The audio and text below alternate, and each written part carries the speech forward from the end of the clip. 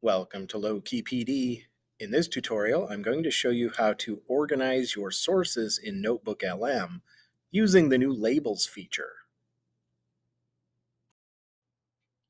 So here is a new and interesting feature in NotebookLM that will help you organize your sources, especially if you have notebooks with a lot of sources. If you look at your sources pane on the left, you'll see this new icon right here. It's basically the labels icon from Gmail with a tiny little Gemini icon up top. And what this will do is this will analyze your different sources and then categorize them and label them.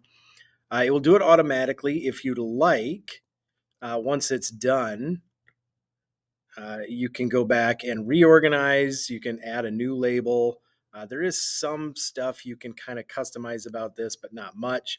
But what this allows you to do is categorize your sources. And then if you want to create something from the studio using only the sources that discuss certain things or would be in one of these labels, or if you only want to ask the chat in the middle about certain sources, uh, basically, the labels work just like the sources. You can deselect them and then select which ones you want to use for whatever you're going to create after this, either the chat or the studio.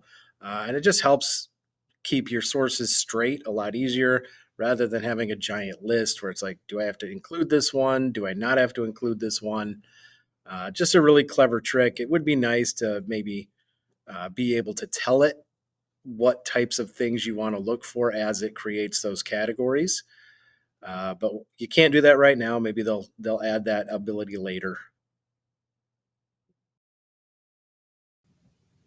Don't forget to like and subscribe for more tech tutorials, and you can find my videos on YouTube by searching Low Key PD.